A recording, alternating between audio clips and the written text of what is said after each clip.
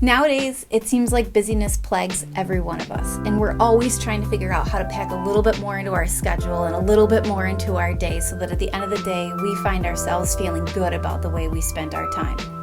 How many of us, though, can say we really prioritize Jesus? We prioritize our quiet time, the time we sow into God and our relationship with Him, and we prioritize even our self-care and what we need in listening to the Lord when He wants to speak to us. I would like to talk to you today a little bit of how we balance that. Having a full plate of things that we're expected to do, things we have to do or want to do, but also wanting to have such intimacy with God that we get to spend significant time with Him throughout the day.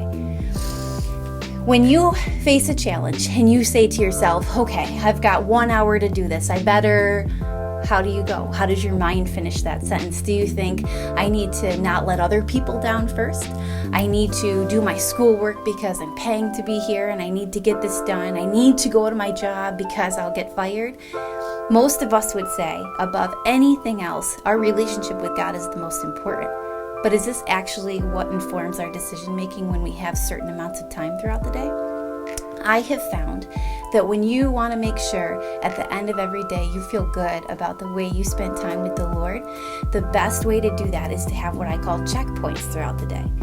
Some of us don't have the luxury of having a very regular and rigid structure where we know we have this chunk of time to spend with God and we're going to listen to worship music this time, and then in the afternoon we're going to dive into the Bible a little bit more. I have found that when we have checkpoints, for instance, right before breakfast, or right before you take a shower, or even when you get to lunchtime, right before you eat, you say to yourself, did I spend time with God yet? Did I listen to worship music to edify me? Did I listen to see if God had something to say to me today? And when I'm at these checkpoints, I know either one, I'm in like the crosshairs of something I can't put down right now. I have to do it, but at the next checkpoint, I'm going to spend time with God. Or I reprioritize in the moment and I say, now's the time. This thing can be pushed. I'm putting God now. When you decide every day to have those checkpoints and you get used to asking yourself those questions at those times of the day, you find that you have much more of a routine and a regularity with your time with God. Another thing is, recently I was listening to a pastor talk about quiet time with the Lord and how it's best to have it at the same time every day and to get yourself into a routine. This would naturally be the way that I would think and the things that I would want to do, but something rose up inside of me and I felt like God said to me, you're in such a busy season of life, it's actually freeing to be able to spend different times with me, different days, and to learn how to seek me no matter what you're doing or where you are.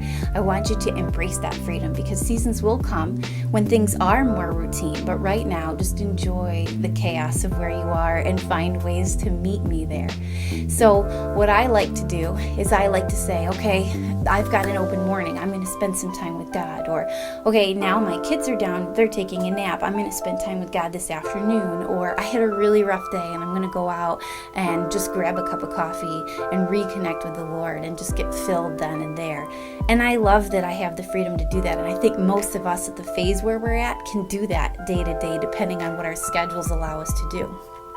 I was reading and asking the Lord to give me a scripture about what would really stretch us and encourage us to prioritize Him and to find ways to meet with Him, connect with Him in our busy days. And the Lord brought me to Proverbs 13. And verse 4 says, the soul of the sluggard craves and gets nothing, while the soul of the diligent is richly supplied. And I just felt like God said, if you're diligent in seeking me, if you're diligent in making time for me, your soul will be richly supplied. I don't want to be craving and I don't want to have nothing left at the end of the day. Also in Psalm 1, it talks about how you don't want to be like the ungodly who get blown away like chaff. You want to be rooted like a tree. And when we get to our day-to-day lives and we have decisions to make and people to influence and places that we want to come in and move the atmosphere, we need to be rooted in God if we want to be the type of people that change atmosphere and influence other people and inhabit the presence of God throughout the day. So be diligent. Dive into God on a regular basis and find that it's your firmness. You're the steady one in the room as opposed to the person that gets driven by whatever pushes you to do. Thanks so much.